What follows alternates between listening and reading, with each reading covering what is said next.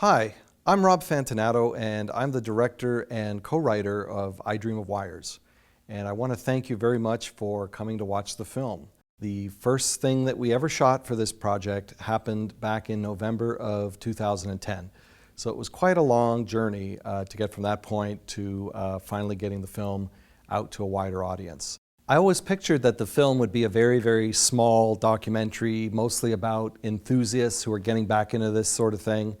And I thought, I'll make a little project about this kind of scene and some of the obsessions around it. It was going to be a very low budget little project, and I thought I'd just self-release this thing and that would be the end. Until I met up with Solvent, otherwise known as Jason Am. Jason Am is a brilliant composer, musician, a synth pop. I don't like to say the word revival. I feel that he's kind of responsible partially for continuing on with the tradition of synth pop in a very, very modern way, and I became a huge fan of his. And I thought it would be kind of interesting to see if I could somehow convince him to do the soundtrack to this film. So I proposed to Jason that, what if I got a bunch of modular equipment and we set you up into a studio for a week, and it would be like a little experiment. We'd set up a bunch of cameras and let you, create a soundtrack within a 1-week period. But over the course of doing that, we started chatting, and he kept giving me ideas about people to interview. And he was able to line up a lot of those interviews. And after a while, I thought, I asked him if he would like to maybe get more involved in the film, and he ended up becoming the producer of the film. And once the two of us were working on this thing, it started growing into a much bigger project than we expected. And I think once we were able to interview Trent Reznor, it suddenly dawned on me that this was going to be a much bigger project than I thought. So what I've learned about this resurgence of interest in the modular synthesizer is that it's definitely a reaction to the limitations of digital technology. All the sort of things that digital technology did for us that we thought was amazing has turned out to kind of over-smooth everything. A lot of the unpredictability of some of these instruments, which we used to think of as being flaws, we realize now that we're missing that. It's similar to what's going on with Instagram. When I started doing photography and I used to develop my own stuff, we were always sitting there trying to get rid of all the little dust marks on the negatives, and whenever we would enlarge pictures, we'd go in with brushes and try to paint away all the scratches and things. And what's interesting is, digital photography was like this fantastic thing where it was such a clean image.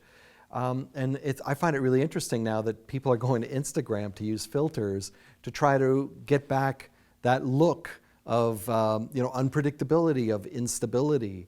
The fact that the grains on film are a random organic pattern, and that there's all kinds of plugins that people use in photography to try to simulate that.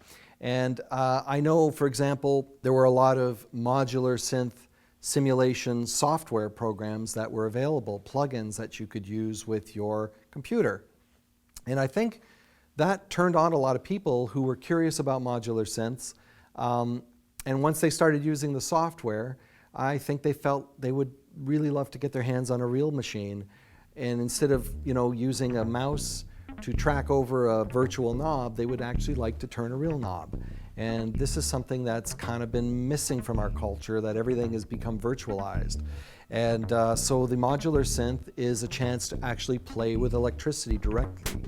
That you're working with things that are inherently unstable. There's a bit of, the unpredictability means that it's not just your input, but the synth is kind of talking back to you. It's a back and forth communication where it's almost playing you as much as you're playing it. You have to respond to it.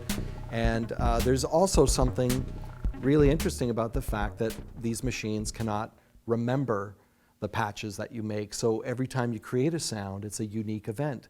It's very, very difficult, the more complex your modular is, to get a sound back that maybe you had a week ago.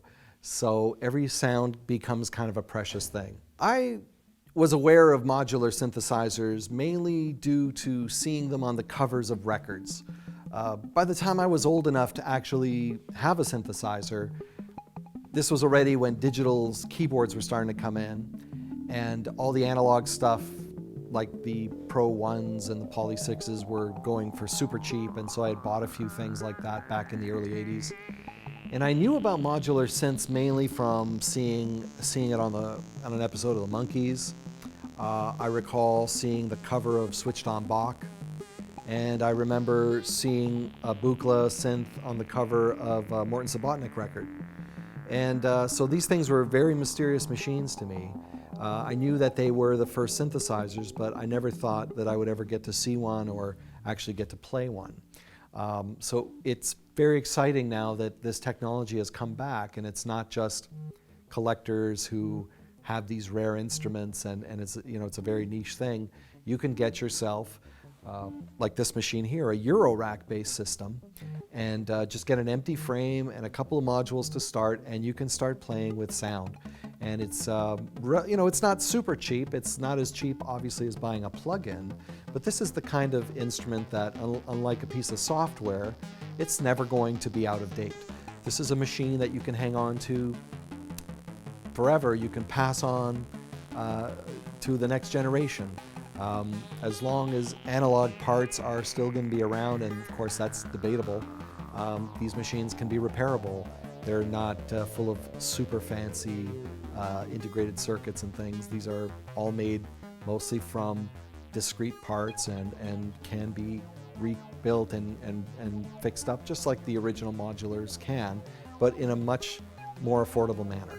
I mean, a very, very simple modular synth back in the late 60s cost as much as a house.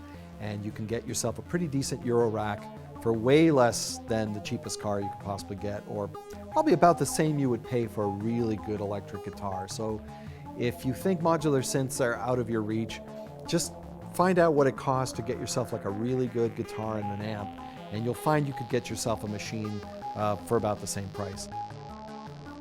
So again, I want to thank you for taking the time out to come and see the film, and I want to encourage you to visit idreamofwires.org, where Jason and I have put up many, many hours of extended interviews with lots of interesting people, and there's photographs and all kinds of goodies out there that you can enjoy, and hopefully this is a start of an exploration for you. I hope the film inspires some of you to maybe get into modular synths, but at the same time I hope it doesn't set you off on a catastrophic journey that's going to end in your financial ruin. So be careful out there, because this stuff can be very addictive.